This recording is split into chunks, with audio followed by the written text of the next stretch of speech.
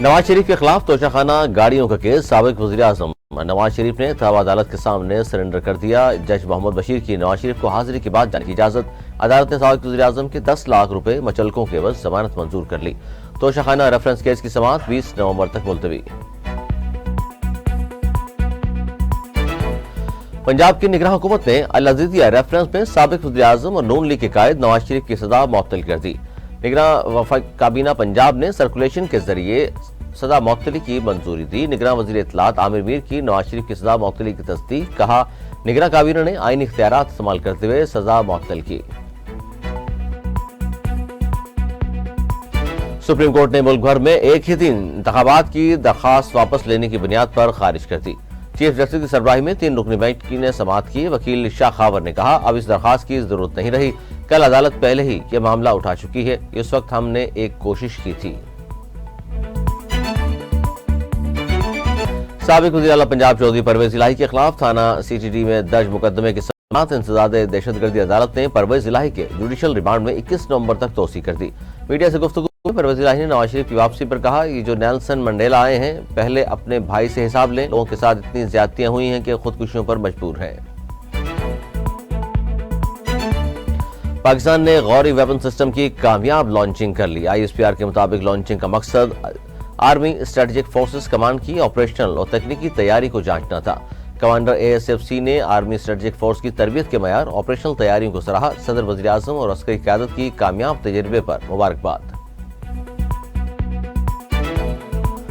CTD Karachi کی بڑی کارروائی، خطرناک دہشت گرد قاسم رشید عرف بلال گنجے کو گرفتار کر لیا گیا۔ ترجمان CTD نے کہا کہ دہشت گرد نے عاصم اور اسحاق نامی لوگوں کے ذریعے امجد صابری کو قتل کروایا۔ گرفتار دہشت گرد کا 4 رینجرز اہلکاروں کے قتل کا اعتراف، صدر پارکنگ پلازا کے قریب 2 آرمی اہلکاروں کے قتل کا بھی اعتراف کیا۔ گرفتار دہشت گرد سے دستی بم، پستول اور بارودی مواد برآمد۔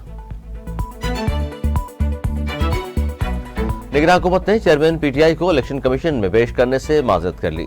الیکشن کمیشن میں PTI چیئرمین اسد عمر اور فواز چودھری کے خلاف توہین الیکشن کمیشن کیس کی سماعت ہوئی۔ پنجاب پولیس کے سیکیورٹی رسک قرار دینے پر الیکشن کمیشن نے کہا کہ وزارت داخلہ اگر ایک شخص کو سیکیورٹی نہیں دے سکتی تو الیکشن کیسے کرائیں گے۔ کمیشن نے وفاقی سیکرٹری داخلہ کو طلب کر لیا۔ سماعت 13 نومبر تک ملتوی۔ مغربی طاقتوں کی آشرباد سے اسرائیل کی جانب سے غزہ میں نسل کشی جاری۔ مزید حملوں میں 436 فلسطینی شہید ہو گئے۔ شہداء کی تعداد 5200 سے زائد ہو چکی۔ 2055 بچے، 1100 خواتین شامل۔ زخمیوں کی تعداد 15000 سے زائد ہو چکی۔ 830 بچوں سمیت 1500 افراد بھی لاپتہ۔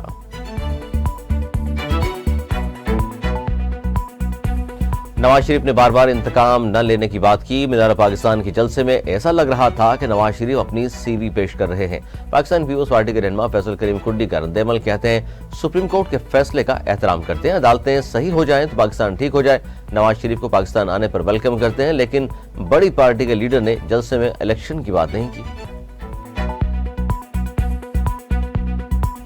پاکستان پیپلز پارٹی کے چیئرمین بلاول بھٹو زرداری کہتے ہیں پولیو سے محفوظ پاکستان شہید محترمہ بے نظیر بھٹو کا خواب تھا، جسے حقیقت میں تبدیل کرنے کے لیے پاکستان پیپلز پارٹی کا سیاسی عزم پختہ اور ارادے مضبوط ہیں۔ پولیو کے خاتمے کے عالمی دن کے موقع پر پیغام میں کہا رجعت پرست قوتوں کی جانب سے انسداد پولیو پروگرام کی بڑی شدت سے مخالفت کی گئی، لیکن شہید محترمہ بے نظیر بھٹو بھی پیچھے ہٹنے والی نہیں تھی۔ انہوں نے مہم کا آغاز سب سے پہلے اپنی بیٹی اور میری چھوٹی بہن آصفہ بھٹو زرداری کو پولیو کے قطرے پلانے سے کیا۔ امریکہ کے سابق صدر باراک اوباما نے حماس اور اسرائیل جنگ کے حوالے سے اسرائیل کو خبردار کر دیا۔ کہتے ہیں حماس کے خلاف جنگ میں اسرائیل کے کچھ اقدامات جیسے غزہ کے لیے خوراک اور پانی کی بندش فلسطینیوں کے رویوں کو نسلوں کے لیے سخت کر سکتے ہیں۔ یہ اقدامات اسرائیل کے لیے بین الاقوامی حمایت کو کمزور کر سکتے ہیں۔ ترجمان امریکی محکمہ خارجہ میتھیو ملر نے کہا ہے کہ امریکہ کا حماس کے ساتھ براہ راست رابطہ نہیں، خطے میں پارٹنر کے ذریعے حماس تک پیغام پہنچاتے ہیں۔